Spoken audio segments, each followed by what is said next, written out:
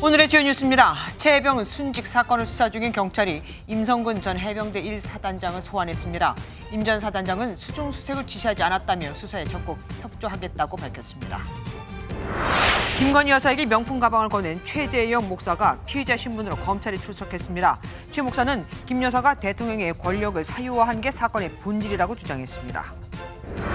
김건희 여사 관련 요구 수사는 서울중앙지검장의 이창수 전주지검장이 임명됐습니다. 도이치모터스 주가 조작과 명품 가방 수수 의혹 수사 책임자인 차장 검사들도 모두 다 교체됐습니다. 태국 파타야에서 한국인을 살해한 피해자 중 한 명이 국내에서 긴급 체포됐습니다. 피해자들은 피해자가 발견되더라도 신원을 알 수 없게 손가락 10개를 모두 다 자른 것으로 드러났습니다.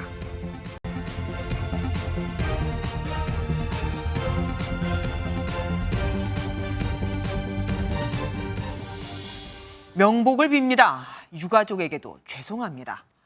지난 7월 경북 예천 수해 현장에서 실종자를 수색 중이던 최 해병이 순직한 지 10달 만에 임성근 전 해병대 1사단장이 경찰에 소환되면서 한 말입니다.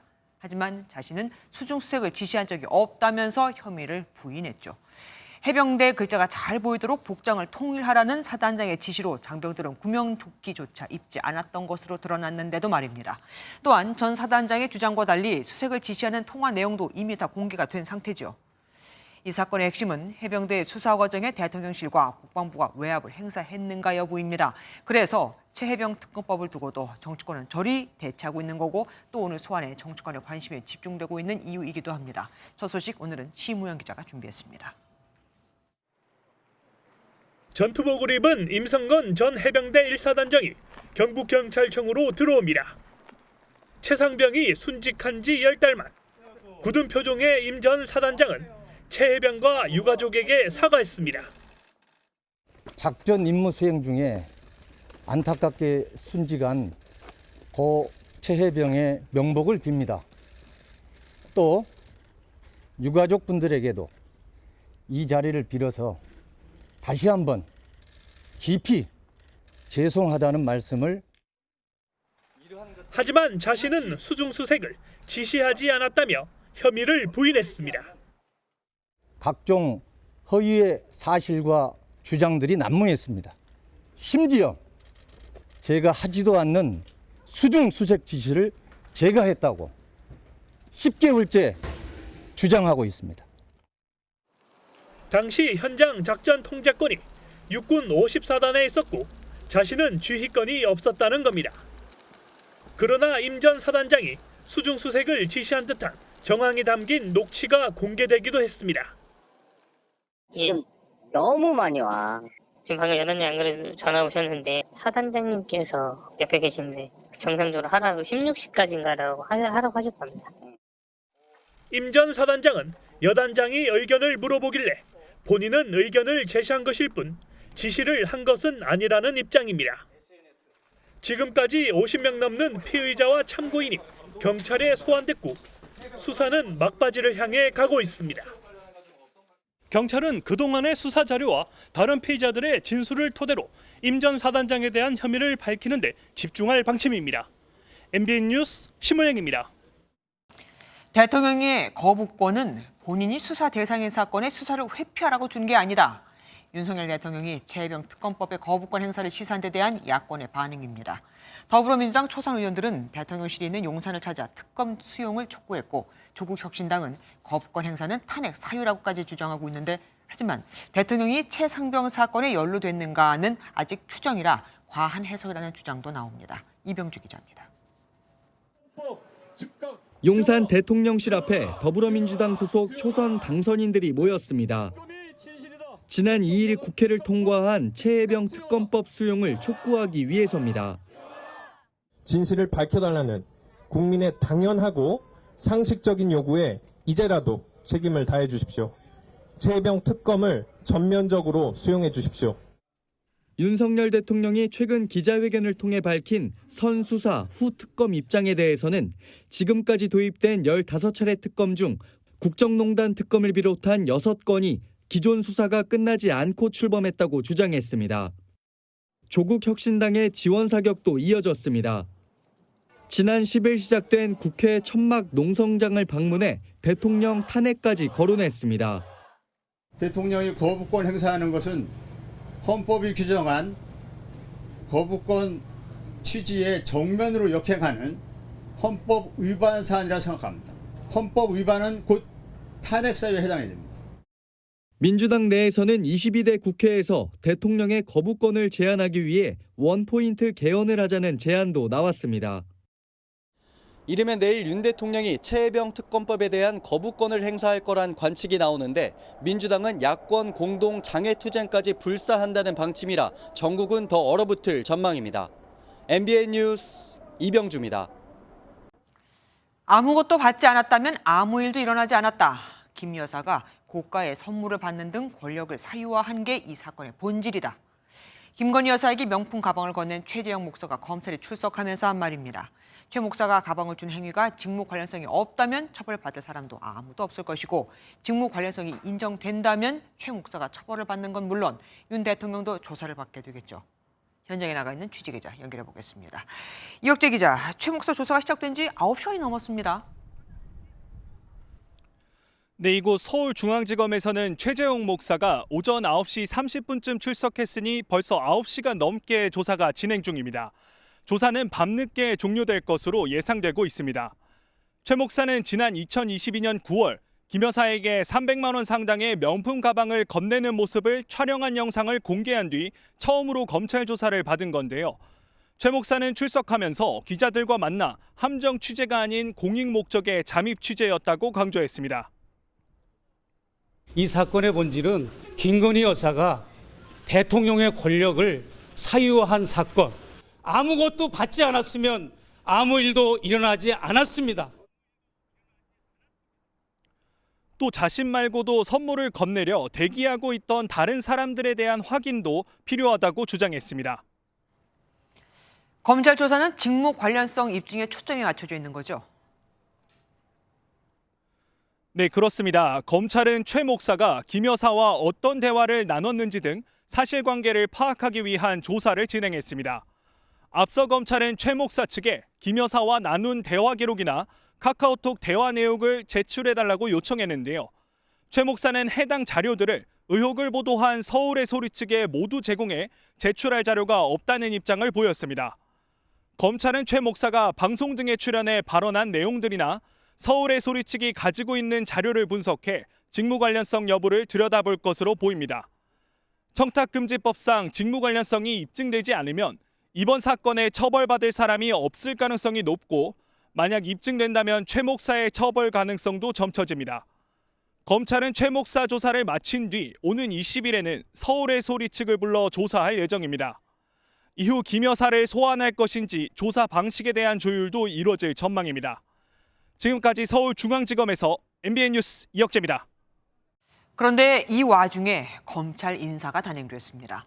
김건희 여사 수사를 맡던 서울중앙지검 지휘부가 모두 다 바뀌었고 임기를 넉 달 남겨둔 이원석 검찰총장의 참모진, 그러니까 검찰총장의 손과 발까지 대거 교체가 된 겁니다.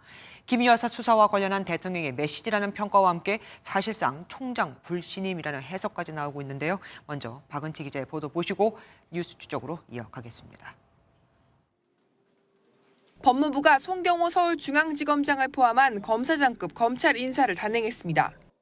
김건희 여사의 명품 가방 수수 의혹 수사 등을 지휘하던 송지검장은 이창수 현 전주지검장으로 교체됐습니다. 대원고와 성균관대 법대를 졸업한 이 신임 지검장은 윤석열 대통령의 검찰총장 시절 대검찰청 대변인을 맡았고 수원지검 성남지청장으로 재직할 때 이재명 더불어민주당 대표가 연루된 성남FC 불법 후원금 의혹을 수사했습니다. 중앙지검장 산하 1, 4차장도 모두 바뀌었고 대검찰청의 수사지휘부도 대폭 변화됐습니다. 반부패 수사를 총괄 지휘하는 양석조 검사장을 제외하고 모든 대검부장이 교체됐습니다.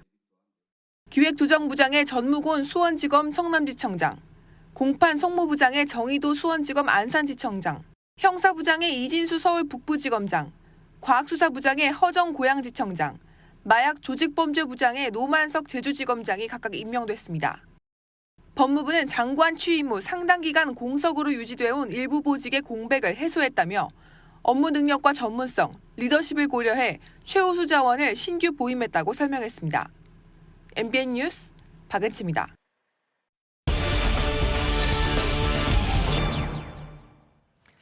전격적으로 이루어지는 검찰 인사, 법조팀 선한백 기자와 좀 더 자세히 분석해 보겠습니다. 어서 오십시오. 인사 시기가 정말 좀 뜬금포다 뭐 이런 반응까지 나오더라고요. 네, 저희가 현직 검사들한테 전화를 좀 돌려보니까 이렇게 빨리 인사가 날 줄은 예상을 못했다라는 반응들이 대부분이었습니다. 네. 새로운 민정수석이 임명된 지 일주일도 채 되지 않아서 인사가 난 건데요. 보통 옷을 벗고 나가야 하는 검사장들에게 법무부에서 미리 사표 의사를 묻는 과정을 거치는 게 그동안의 관례였습니다. 네네. 이번에는 상당수의 그 대상자가 지난 주말에서야 전화를 받았던 것 같습니다. 그리고 곧바로 월요일에 인사가 난 건데요. 이런 것만 봐도 상당히 전격적이라는 게 검찰 안팎의 반응입니다. 이창수 신임 중앙지검장은 어떻습니까? 대통령과도 좀 가까운 사이라고 볼 수 있습니까? 그렇습니다. 윤 대통령이 검찰총장을 지냈던 시절에 바로 대검 대변인을 지냈었습니다. 네. 검찰 내부에서는 이 검사장이 당시 윤 대통령이 징계를 받는 과정에서 이슈 대응을 잘했다는 이 내부적인 평가를 받고 있습니다. 검수 완박 국면에서도 앞장서서 인터뷰를 했는데요. 현직 검사로서는 이례적으로 방송 출연까지 했을 정도였습니다. 저희 MBN 스튜디오에 오기도 했는데요. 당시 화면 잠시 보시죠. 걱정과 우려가 상당히 많은 상황입니다. 그 말씀하신 것처럼 검수완박이라는 법안은 검찰 수사권의 완전한 박탈을 의미합니다. 그런데 김건희 여사를 수사하던 담당 검찰 수뇌부가 모두 다 교체가 됐습니다. 그럼 이거 자칫하면 논란일 수도 있지 않겠습니까? 그렇습니다. 바로 그 부분 때문에 오늘 검찰 내부의 분위기도 좀 뒤숭숭했던 게 사실이었습니다. 특히 중앙지검에서 김건희 여사 명품 가방 수수 전담 수사팀이 꾸려진 지 불과 열흘 만에 지휘부가 전부 교체된 걸 두고선 적지 않은 논란이 일 것으로 보입니다. 네. 양석조 대검 반부패부장은 유임이 됐지만 송경호 중앙검사장과 김 여사 명품백 수사를 지휘하고 있었던 김창진 1차장 그리고 도이치모터스 주가 조작 사건을 지휘하는 고형곤 4차장 모두 교체됐습니다. 일부러 그런 건 아니겠습니다만 김 여사에게 명품백을 건넨 최재형 목사를 오늘 불러서 조사 중인 가운데 그러네요. 수사팀 지휘부 인사가 난 것 또한 눈에 띄는 대목입니다. 그러면 김 여사 수사가 혹시 영향을 받지는 않겠습니까? 사실 올해 초부터 이런 얘기가 있었습니다. 용산 대통령실과 송경호 중앙지검장 사이의 갈등설이 파다했었는데요. 네. 그 이유는 중앙지검에서 도이치모터스 사건을 두고 김 여사 조사가 필요하다는 입장이었고 반면에 대통령실에선 이를 불쾌하게 여겼다는 건데요. 그런데 이제 검사장이 바뀌었죠. 그럼 수사 방침이 바뀔 거냐? 김 여사 관련 사건은 그러기는 쉽지 않을 것으로 보입니다. 일선 수사팀 검사들이 여전히 남아있는 데다가 워낙 국민적인 관심이 큰 사건이기 때문입니다. 네. 다만 새로운 지도부가 오면 사건 기록도 처음부터 다시 다 살펴야 하기 때문에 김 여사에 대한 조사 시점은 다소 미뤄질 가능성은 있어 보입니다. 예, 뉴스 추적 지금까지 선하백 기자와 함께했습니다. 고맙습니다. 국민의힘 황우여 비대위원장이 이끄는 비대위가 공식 출범했죠. 지금 이 시각 윤석열 대통령이 이들을 초청해 만찬 회동을 하고 있습니다. 대통령실에 나가 있는 취재 기자 연결해 보겠습니다. 이기종 기자, 지금 최혜병 특검법 같은 여러 가지 현안이 있습니다. 이런 일들이 혹시 거기서 논의가 되겠습니까? 네, 만찬은 비공개로 진행됩니다. 윤석열 대통령은 황우여 비대위원장과 오늘 공식 인준된 비대위원들을 초대했습니다. 추경호 원내대표 등 원내 지도부도 참석했는데요. 오늘 만남은 새 여당 지도부와 상견례 성격이기 때문에 특별한 주제가 정해져 있지는 않습니다. 최혜병 특검법과 전국민 25만 원 지원금 같은 현안이 많아 어떤 대화가 오갈지 관심인데요. 앞서 여야 새 원내대표들의 만남은 대체적으로 화기애애했지만 미묘한 신경전이 벌어지기도 했습니다. 해병대원 특검법 때문에 많이 지금 긴장되고 있는 상황인데 총선 민심 수용 여부를 가르는 상징적인 사안이다. 구체적인 사안에 대해서 이렇게 갑자기 훅 들어오고 또 제가 훅 제 견해를 이야기하고 하면은 우리가 더 이상 대화를 못하지 않겠습니까? 윤 대통령은 지난 기자회견에서 최혜병 특검법과 관련해 선수사 후 특검 입장을 밝히며 거부권 방침을 시사했는데요. 결정 시한은 오는 22일까지인데 이르면 내일 또는 21일 국무회의에서 거부권을 행사할 걸로 보입니다. 더불어민주당이 21대 국회 내 재표결을 벼르고 있어서 여당 내 표 단속도 필요한 상황입니다. 대통령실은 더불어민주당이 전국민 25만 원 지원금을 특별조치법으로 추진하는 데 대해서도 반대 입장을 분명히 했습니다. 대통령실 관계자는 입법부가 예산 편성까지 해버리겠다는 발상은 반헌법적이라고 말했습니다. 지금까지 대통령실에서 MBN 뉴스 이기종입니다.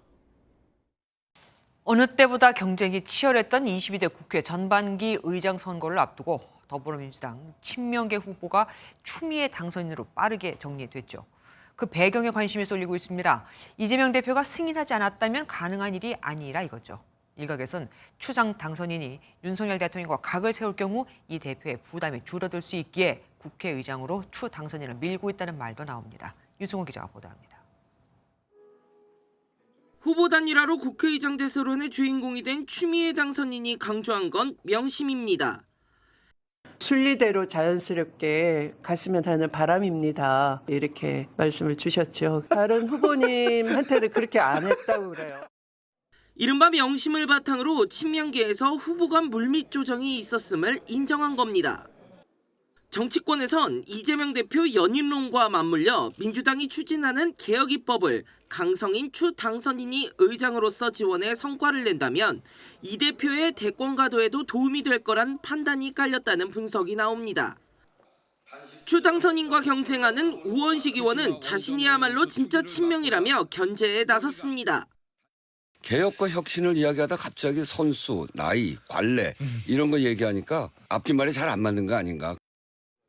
명심으로 대동단결하는 분위기에 대한 쓴소리도 나왔습니다. 당이 일방적으로 흘러가면 안 되죠. 그렇게 당심이, 명심이 또 이런 정리를 하는 것은 국민들한테 바람직하지 못하다. 민주당은 오는 16일 당내 경선을 거쳐 최종 국회의장 후보를 결정할 예정입니다. MBN 뉴스 유승호입니다. 이번 국민의힘 비대위의 가장 큰 역할은 다음 당대표 선출을 위한 전당대회 시점과 룰을 바꾸는 것이라고 여러 차례 설명드렸죠. 여기서 또 큰 관심사 중 하나가 한동훈 전 비대위원장이 등판을 할까인데 한 전 위원장 정치인들과 만남을 본격화하고 있습니다. 등판론에 힘이 실리는 이유입니다. 이런 가운데 당대표 적합도 1, 2위를 함께 다투는 유승민 전 의원도 존재감을 드러내고 있습니다. 김태희 기자가 취재했습니다. 한동훈 전 위원장이 어제 저녁 서울 도곡동 인근에서 원희룡 전 국토부 장관과 만찬 회동을 가진 것으로 알려졌습니다. 이 자리에서 전당대회를 포함한 당 상황 전반에 관한 얘기를 나눈 것으로 전해집니다. 우리 국민의힘은 개항에서 출발할 겁니다. 개항에서 원희룡과 함께 출발할 겁니다. 그래서 반드시 이길 것이라는 말씀을 드립니다. 이상민 의원 등 낙선자들과 접촉한 한 전 위원장의 당권 도전이 본격화했다는 분석이 나옵니다. 지난 주말에는 한 전 위원장이 도서관에서 책을 읽는 모습이 포착되기도 했습니다. 차기 당권 주자로 꼽히는 유승민 전 의원도 지지자들의 요청으로 서울 강남의 한 카페에서 5년 만에 토크 콘서트를 열어 본격적인 정치 행보에 나섰습니다. 유 전 의원은 토크 콘서트에서 당대표 출마를 고민 중이라고 밝힌 것으로 전해진 가운데 최근 SNS를 통해 현안에 관한 목소리를 활발히 내고 있습니다. 이재명 민주당 대표가 라인 야후 사태 지분 매각 논란을 촉발한 일본 총무상이 이토 히로부미의 외고 손자란 점을 SNS에 공유한 걸 두고 참으로 어처구니 없는 한심한 발상이라고 말하기도 했습니다. 이런 가운데 차기 당대표 적합도 조사에서 유 전 의원이 전체 1위를, 한 전 위원장이 지지층 1위를 차지했습니다. 비대위를 구성한 국민의힘은 차기 전당대회 시기와 룰 개정에 관해 본격적인 논의를 해나갈 예정입니다. MBN 뉴스 김태희입니다. 태국 파타야에서 한국인을 납치해 살해한 피해자 1명이 체포돼 조사를 받고 있습니다. 피해자들은 저수지에 수장시킨 피해자가 발견이 되더라도 신원을 알지 못하게 손가락 10개를 모두 다 자른 것으로 드러났습니다. 강진우 기자입니다. 반바지를 입고 황색 점퍼를 뒤집어 쓴 20대 남성이 경남경찰청 형사기동대로 압송됩니다.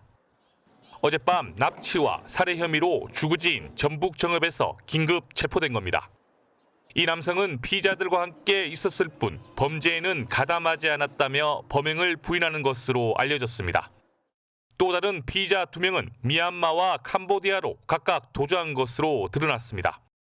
태국 경찰은 피의자들이 저수지에 시체를 유기하기 전에 피해자의 손가락 10개를 모두 잘랐다고 밝혔습니다. 시신이 발견되더라도 신원 노출을 막아 수사에 차질을 빚게 하려는 의도인데 그만큼 치밀하게 범죄를 준비한 것으로 해석됩니다. 또 이들은 국내에 있는 피해자의 모친에게 돈을 보내지 않으면 장기를 팔겠다고 협박했지만 돈은 전달되지 않았습니다. 한국 경찰은 태국 경찰과의 공조 수사를 통해 외국으로 달아난 피의자의 2명의 뒤를 쫓고 있습니다. MBN 뉴스 강진우입니다. 태국 파타야 사망 사건 남는 의문점 전국부 황재영 기자와 알아보겠습니다. 어서 오십시오. 네. 황 기자, 가장 궁금한 건 피해자가 평범한 관광객이었을까 하는 겁니다. 그리고 파타야, 우리나라 국민들이 정말 많이 가는 관광 도시잖아요. 그러면 다른 사람들도 이럴 수 있다고 좀 불안해하지 않겠습니까? 네, 지난달 30일 태국에 도착한 피해자 A씨가 일반 관광객인가? 이거에 대해서 지금 정확히 알기는 어렵습니다. 네. 이 본인은 숨졌고 가족들도 지금 신원 확인 작업 때문에 파타야에 가 있기 때문입니다. 다만 태국 현지 매체는 피해자에게 태국인 여자친구가 있었고 피해자가 현지에서 사업을 했었다 이렇게 보도했습니다. 따라서 단순한 관광객, 그러니까 여행 목적의 관광객은 아닐 가능성에 무게가 실리고 있습니다. 아, 피해자에게 태국인 여자친구가 있었으면 뭐 잠깐 간 건 아니었던 것 같습니다. 그러면 피해자 3명과 피해자 어떤 사이인지도 밝혀진 게 있습니까? 네, 이에 대해서 이 피해자의 태국인 여자친구의 진술이 있는데요. 예. 이 피해자와 피의자가 친한 관계는 아니며 이 방콕의 한 클럽에서 우연히 만난 것이다 이렇게 진술했습니다. 다만 태국 경찰 쪽에서 공개된 클럽 CCTV를 보면 이 피의자가 피해자를 이 팔로 감싸는 등 이 친근한 모습을 보이고 있는데요. 네. 그래서 이 둘의 관계는 조금 더 확인을 해봐야 됩니다.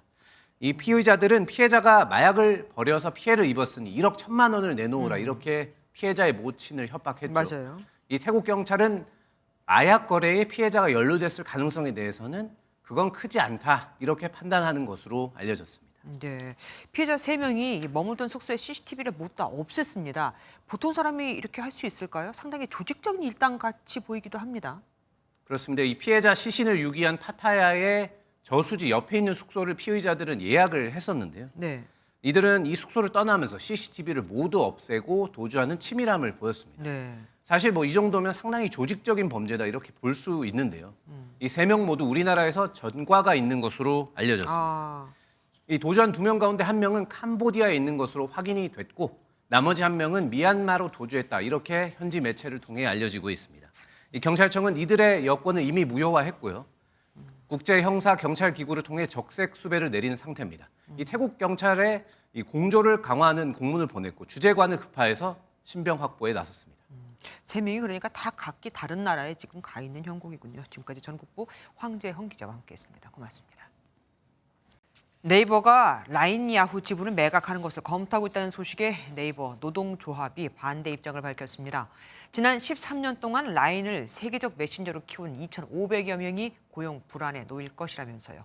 네이버가 취할 수 있는 방법은 총 3가지가 있습니다. 정주영 기자가 하나하나 따져봐 드리겠습니다.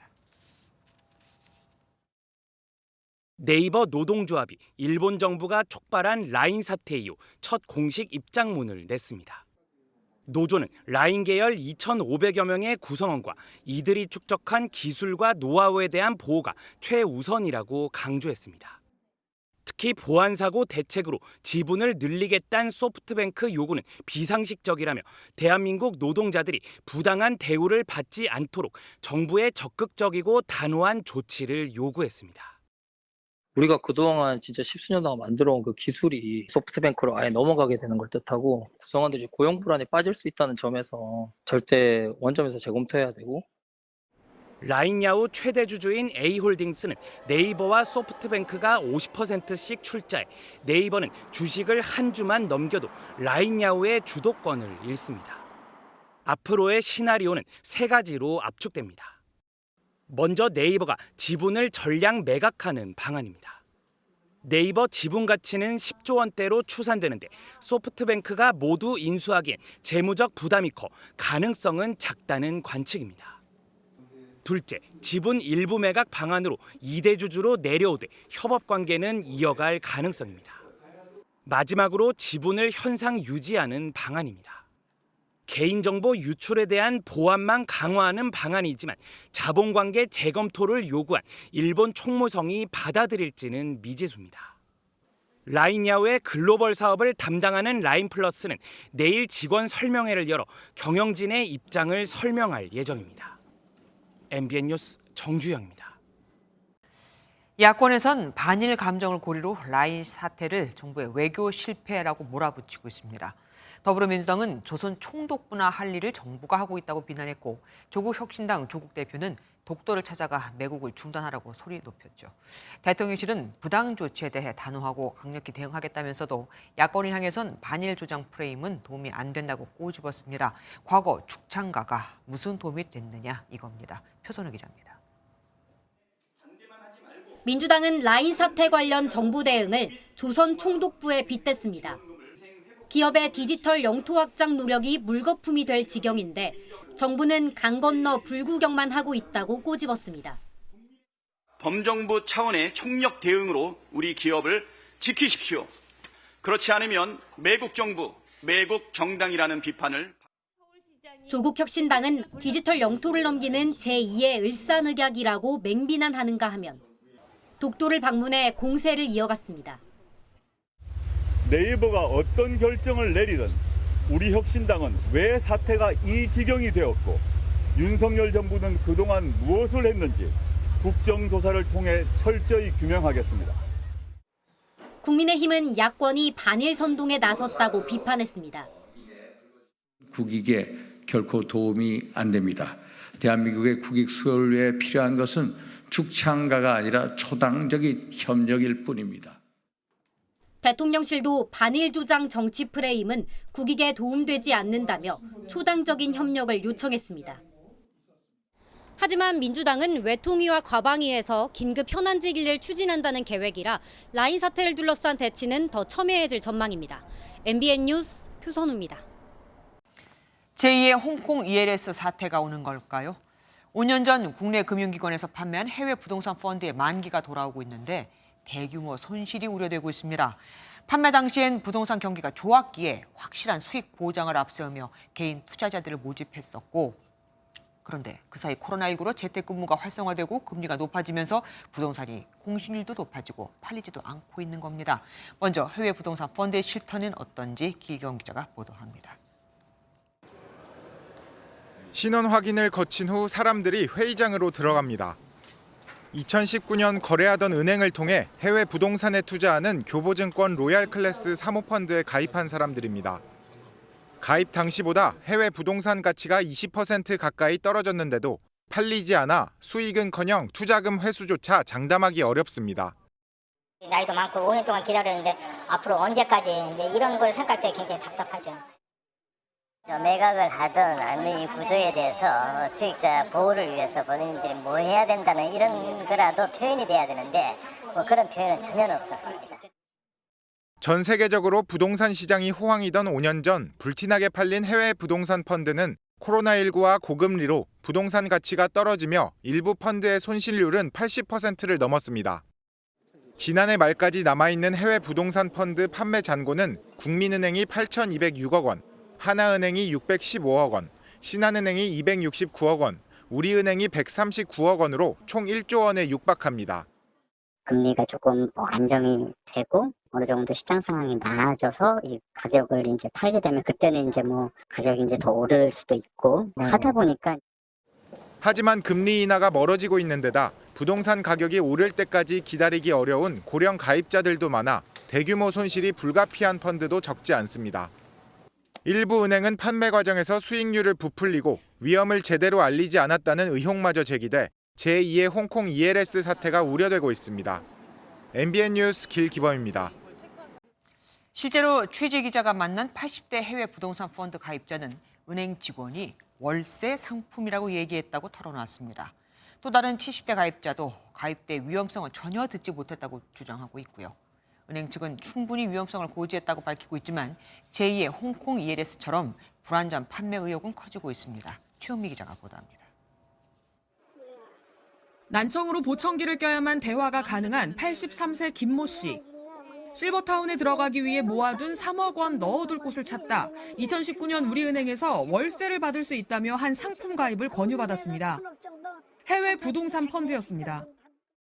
증권 아니지 그랬더니 아니에요. 증권 월세 받는 건데요. 뭐 그런데 집 보증금 내고 월세 받다가 또 보증금 투자하면 되는 그런 건 줄 알았어요. 김 씨가 가입한 상품은 소규모 폐쇄형 사모펀드로 통상 만기까지 투자금 인출이 되지 않습니다. 예금보다 수익률이 높은 만큼 원금 손실 위험 역시 큰데도 은행 창구에서 80대 고령자에게 버젓이 판매된 겁니다. 가입 당시보다 부동산 가치가 20% 가까이 떨어진 데다 하락한 가격에도 매각이 되지 않고 있어 애만 태우고 있습니다. 난 죽은 다음에 그거 찾아가는 얘기가 그게 말이 되나? 그래서 이제 부쩍 뛸 수밖에 없죠. 요즘 그 나이 된 내가 돈을 뭐 죽어서 어떻게 살지 모르는 건데. 우리은행의 다른 지점에서 같은 상품에 가입한 71세 김모 씨도 수익은커녕 대규모 손실이 불가피해 막막함을 호소합니다. 은행에서는 모른다는 식이에요. 아니겠죠. 갈 때마다 난리치죠. 막 이게 속에서 막 우라가 치니까 어떻게 할 수가 없으니까 나 혼자서. 우리은행 측은 당시 고령자일수록 실물 부동산 투자에 대한 낙관론에 수긍했다며 원금 손실 가능성도 설명했고 가입자들이 투자 주요 유의사항에도 자필 서명했다고 밝혔습니다. 하지만 홍콩 ELS처럼 불안전 판매 정황이 추가로 나올 경우 금융감독원의 대규모 검사가 불가피할 전망입니다.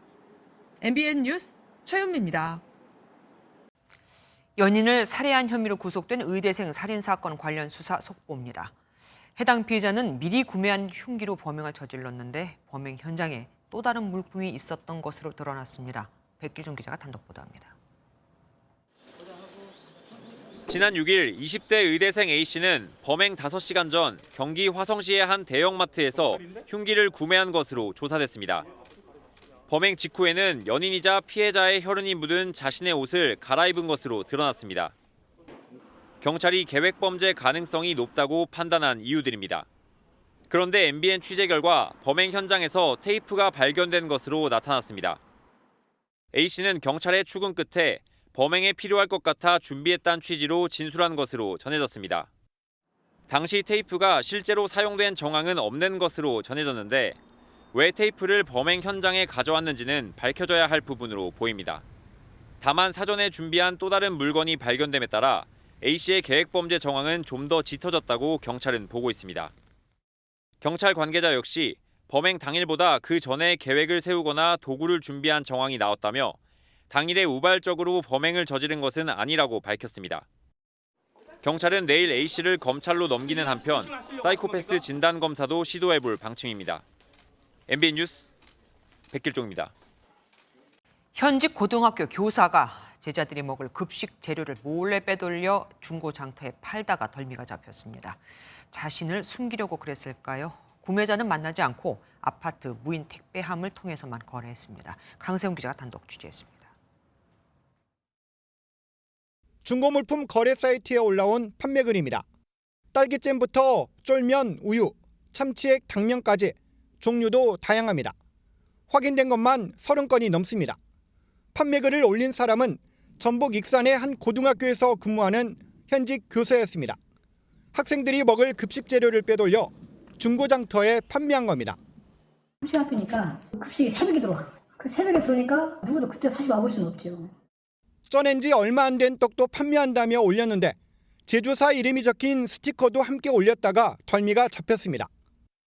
저희는 학교 급식에만 떡을 납품을 하는데 중고 물품에 우리 떡이 올라와서 확인을 해봤더니 아침에 만들어서 납품한 떡이었습니다. 누군가 학교에서 빼돌려서. 해당 교사는 구매자와 직접 만나지 않고 아파트 무인 택배함을 통해서만 거래를 해온 것으로 확인됐습니다. 학교는 물론 해당 교육청은 발칵 뒤집혔습니다. 저희는 굉장히 심각하게 보고 제가 교직 경력 34년 차인데 이런 일은 처음 겪어봅니다. 교육당국은 감사를 거쳐 해당 교사를 징계할 예정입니다. 또 학교 급식에 대한 특별점검도 벌일 계획입니다. MBN 뉴스 강세훈입니다.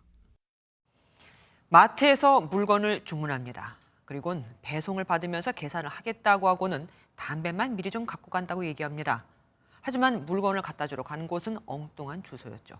공짜로 담배만 챙긴 겁니다. 같은 수법으로 마트 10곳을 털었지만 인상착의를 기억한 경찰관에게 덜미가 잡혔습니다. 심동욱 기자입니다. 마트에서 물건을 가득 고른 남성이 배송을 요청하고 주소지를 적습니다. 물건을 가져다 주면 계산을 하겠다는 남성은 담배만 먼저 가져가겠다며 가게를 떠납니다.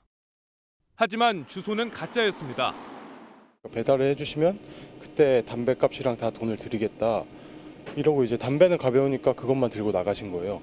전화를 안 받으시는 거예요. 마트 측의 신고를 받고 출동한 경찰관은 CCTV 영상을 통해 남성의 인상착의를 확인하고 닷새 뒤에 순찰 도중 이 남성을 발견했습니다. 짐까지 내팽개치며 주랭랑을 치고 트럭 뒤에 숨어보지만 결국 꼬리를 잡힙니다. 인상착의를 어쨌든 기억해놓고 있다가 거점 근무를 이제 거의 마치고 교대하려고 들어가려는 찰나에 저희가 딱 하면서 발견해가지고. 남성은 이곳에서 경찰에 붙잡히기 직전에도 길에서 주운 신용카드로 담배를 구매한 것으로 확인됐습니다. 40대 A씨는 서울과 경기도 일대의 마트 10곳에서 같은 수법으로 담배 등을 훔쳤는데 그 금액만 100만 원에 달했습니다. MBN 뉴스 심동욱입니다. 무인 점포에 들어온 남성이 문을 잠그고 밤새 가게 안에 음식을 꺼내 먹고 심지어 내 집 안방인 양 잠옷과 슬리퍼를 갈아 신습니다. 경찰이 출동하자 출입문 배터리를 빼서 들어오지 못하게 하고는 냉장고로 문을 막아 대치까지 했는데 물론 이 점포 주인은 아니었습니다. 장진철 기자입니다. 한 남성이 무인 점포 안으로 들어옵니다. 음식을 잔뜩 꺼내 허기를 채웁니다. 주인처럼 냉장고 안에 음료수를 정리하고 청소를 하기도 합니다. 다른 손님이 라면 먹고 갈 동안 청소하는 행동을 하더라고요. 자기 먹고 싶은 대로 막 다 진열도 하고 막 주인인 것처럼. 그런데 행동이 이상해지기 시작합니다. 출입문을 잠그고 건전지를 빼버리는가 하면 미리 준비한 슬리퍼와 잠옷으로 갈아입고 의자로 침대를 만들어 눕기까지 합니다. 해가 뜨고 진짜 주인이 가게 앞에 나타나자 냉장고로 출입문과 뒷문까지 꽉 막아버립니다. 신고를 받고 출동한 경찰은 방패까지 꺼내들고 두 개조로 나눠 검거에 나섭니다. 범인이 출입문을 냉장고로 막아 들어가지 못하자 경찰은 건물 뒤에 있는 이 화장실 창문을 뜯고 안으로 들어갔습니다. 당황하지 마세요. 자리에 앉아요. 다칠 수 있어요. 오전 2시부터 8시간 넘게 먹은 음식값은 5만 원어치 남짓이었는데 갈 곳이 없고 배가 고파 범행을 했습니다. 홍천서부터 걸어와가지고 새벽에 도착해서 아마 배가 고프니까 문을 잠그고 들어가서 뭐 커피고 라면이고 있는 대로 막 먹은 것 같더라고요. 경찰은 이 남성을 절도 등의 혐의로 불구속 입건하고 정신질환 병력 여부를 확인하고 있습니다. MBN 뉴스 장진철입니다.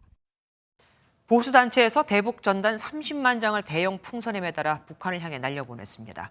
지난 정부에서는 대북 전단 금지법을 만들어 이를 금했지만 헌법재판소에서 위헌 결정을 내리자 활동을 재개한 겁니다. 풍선엔 K-팝 동영상 등이 담긴 USB 2,000개도 매달아 보냈습니다. 강재문 기자입니다. 김정은을 향해 불변의 역적, 민족의 원수라 표현하고 있는 현수막이 하늘 위로 날아갑니다. 보수 반북단체인 자유북한운동연합이 지난 10일 오후 11시쯤 대북전단 30만 장을 북한으로 보냈습니다. 대형 풍선 20개에는 전단과 함께 K-팝과 트로트 동영상 등이 담긴 이동식 저장장치 2,000개를 매달았습니다. 단체 측은 현대판 노예로 전락한 북한 인민이 들고 일어날 것을 호소하기 위해 전단을 보냈다고 설명했습니다. 지난해 9월 헌법재판소가 대북전단 금지법을 위헌이라 결정한 뒤 통일부의 대북전단 관련 입장에서는 자제 요청 표현이 사라졌습니다. 필요한 경우 현장 사정 등을 고려해서 관련 법령 등에 따라 적절한 조치가 이루어질 수 있을 것입니다. 전문가들은 남북이 강경하게 대치하고 있는 상황에서 대북전단이 우발적 충돌로 이어질 수 있다며 우려를 나타냈습니다. 북한은 대북전단을 날려보내는 행위에 민감하게 반응해왔고 일부 접경 지역에서 생활하고 있는 주민들 역시 안전 문제를 이유로 전단 살포 행위에 반발하고 있습니다. MBN 뉴스 강재묵입니다. 북한은 김정은 국무위원장이 3살 때 사격을 했고 8살이 되기 전에 운전까지 했다며 우상화 작업에 심혈을 기울이고 있죠. 이번에는 김 위원장이 저격총을 쏘고 한국을 겨냥한 신형 방사포 차량을 운전하는 모습까지 공개했습니다. 김 위원장의 사격과 운전 실력은 어땠을까요? 권영봉 기자가 전합니다. 10점 만점에 10점, 표적지 정중앙에 탄알 자국 5발이 가지런히 모여 있습니다. 김정은 국무위원장이 저격 무기 생산 공장을 방문해 직접 사격했다는 표적지입니다. 김 위원장이 사용한 소총은 지난해 8월 직접 사격한 기종과 외형상 유사한데 성능 개량이 이뤄진 것으로 추정됩니다. 세계적 수준의 성능과 위력을 가진 자랑할 만한 저격수 보총을 만들어낸 데 대하여 높이 치하하셨습니다. 사격에 이어 신형 방사포 차량 생산 현장을 찾은 김 위원장은 핸들을 잡고 직접 시험 운전에 나섰습니다. 이 차량이 운반하는 240mm 방사포는 한국의 수도권이 주요 타깃으로 서울 불바다 위협 때마다 거론됐던 무기입니다.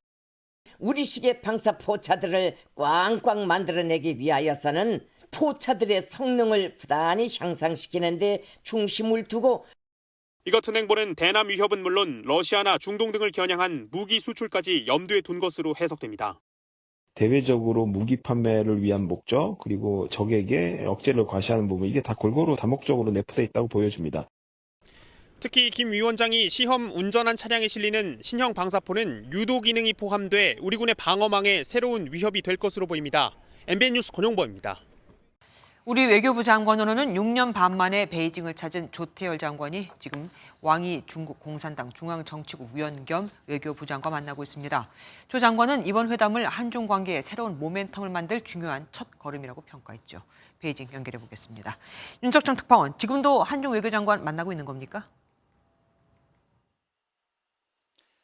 네, 약 1시간 반쯤 전인 현지 시각 오후 5시부터 회담이 시작이 됐습니다.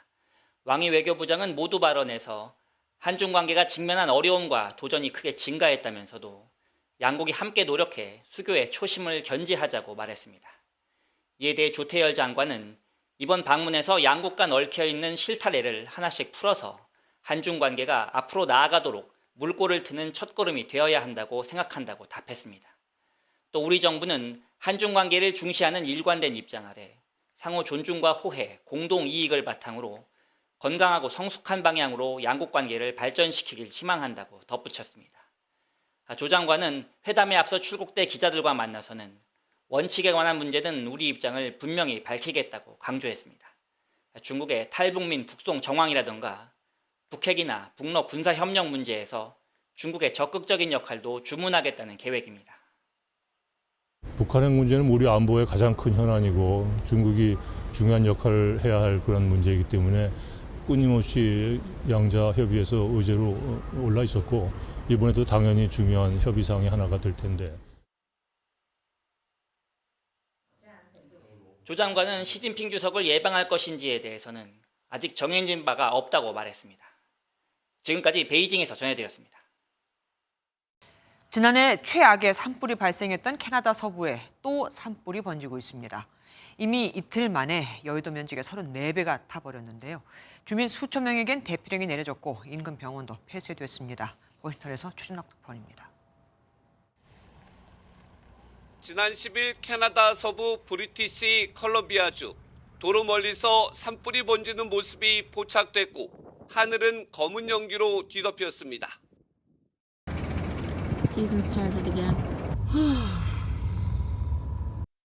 캐나다 서부 산불은 이틀 만에 2배로 번지면서 1만 헥타르, 여의도 면적의 34배를 태웠습니다. 이로 인해 인구 3,000명의 포트넬슨 주민들에게 대피령이 내려졌고 이 지역 종합병원도 폐쇄됐습니다. 강풍까지 불어오면서 산불 연기는 중서부 엘버타주 지역까지 밀려왔습니다. 캐나다 산불은 또한 국경을 넘어 미국에도 피해를 입히는 경우가 많아 캘리포니아에서는 미리 대비책을 세우는 모습입니다. This is a week that we can all take an opportunity to pause and ensure that we as homeowners, as Californians, have taken the proper steps to be ready for wildfire. 지난해에는 캐나다 최악의 산불이 미국 동부에도 영향을 미치면서 대기질이 위험 수준까지 악화됐습니다. 워싱턴에서 MBN 뉴스 최종락입니다. 진드기는 야외 풀밭에 서식하면서 우리 주변에 흔히 살고 있는 곤충입니다. 하지만 살인 진드기로 불리는 일부 종에 물리면 숨질 수도 있죠. 최근 이 살인 진드기 개체 수가 급증하면서 80대 남성이 숨지기도 했는데 백신도 치료제도 없으니 예방밖에는 답이 없습니다. 어떤 걸 주의해야 하는지 이상혁 기자가 자세히 알려드리겠습니다. 나들이를 나온 시민들이 잔디 위 돗자리에 누워 있습니다. 겉보기엔 안전해 보이지만 잔디 속엔 참 진드기가 있을 수 있어 주의해야 합니다. 물리면 사망에 이를 수도 있어 살인 진드기로도 불립니다. 참 진드기는 뇌염과 라임병, 그리고 중증 열성 혈소판 감소 증후군이라는 질병을 옮길 수 있습니다. 진드기는 생각 안 해봤고 벌레가 많다는 건 알고 있었어요. 진드기가 그렇게 위험하다고 몰랐는데 그렇게 막 안 좋은 질병이나 문제가 있다면 긴팔 입거나 약간 진드기 안 물릴 수 있게 그렇게 할 것 같아요. 특히 중증 열성 혈소판 감소 증후군은 치명률이 18.7%에 이르는 데다 백신도 치료법도 없는 무서운 질병입니다.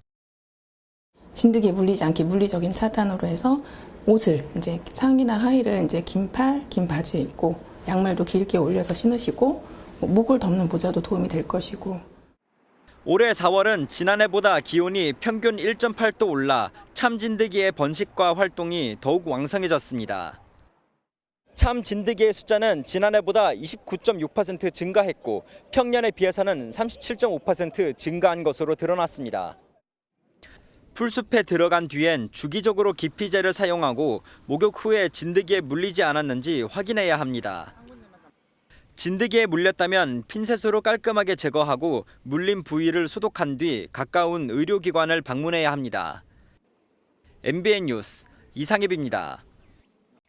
이번 주 의대 증원 집행정지 항고심 결과가 나옵니다. 만약 법원이 이를 인용하면 올해 의대 증원은 사실상 불가능해지고 기각하면 의대 증원은 강행할 수 있겠지만 전공의와 의대생의 반발은 더 커지겠죠. 그런데 이 와중에 중형 병원들의 단체인 대한종합병원협의회가 정부의 의대 증원 등으로 매년 3,000명씩 5년간 의사를 늘리자는 의견을 제출했던 것으로 확인됐습니다. 신용수 기자입니다. 정부는 법원에 제출한 2,000명 의대 증원에 대한 근거 자료를 의료계가 공개한 데 대해 유감을 표명했습니다. 대리인은 정부가 제출한 자료를 기자회견을 통해 전부 공개하겠다고 예고하였습니다. 이는 여론전을 통해서 재판부를 압박하여 공정한 재판을 방해하려는 의도로밖에. 반면 의료계는 정부가 그동안 회의 자료를 공개하지 않았던 게 문제라고 했습니다.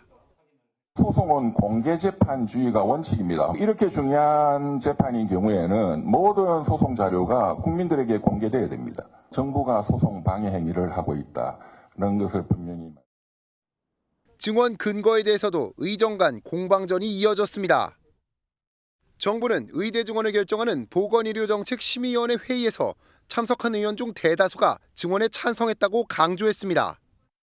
반대 의견의 취지로 발언하신 분이 4분의 위원이 계십니다. 그런데 이제 나머지 19분은 특별히 반대 의견이 없으셨고 또 찬성의 발언을 해주신 분들로 여러 위원이 계셔서. 그러나 의료계는 보정심회의는 절차상 요식행위이며 충분한 논의 없이 졸속 결정됐다고 날을 세웠습니다. 이미 일부 신문사에서는 2시간 전에 정부가 2,000명 정원을 확정했다라는 내용으로 보도한 바가 있습니다. 도대체 보정심회의는 무엇을 위한 회의입니까? 의대 증원 항고심 결과가 이번 주로 예고된 가운데 의료계와 정부 모두 대법원에서 또 한 번 판단을 받겠다는 입장이어서 법정 공방은 앞으로 계속될 전망입니다. MBN 뉴스 신용수입니다. 올리브 최대 생산국인 스페인이 긴 가뭄에 시달리면서 올리브유 값이 뛰고 원재료 값이 오르니 우리 식품사들도 값을 올리고 있습니다. 안 그래도 먹거리 가격이 줄줄이 오르고 있는 이 와중에 말이죠. 박통일 기자가 취재했습니다. 식품업계는 이달 초 대형마트에서 판매하는 올리브유 제품 가격을 30% 이상 인상했습니다. CJ 제일제당 올리브유는 900ml 제품 기준 6,000원, 500ml 제품은 4,000원이 더 올랐습니다. 전에보다 한 2분의 1 정도만 쓰고 되도록이면은 안 쓰려고도 많이 하고 훨씬 많이 줄여서 쓰고 있습니다. 사조 대림과 동원 F&B도 가격 인상을 준비 중인데 국제 올리브유 가격 급등이 배경입니다.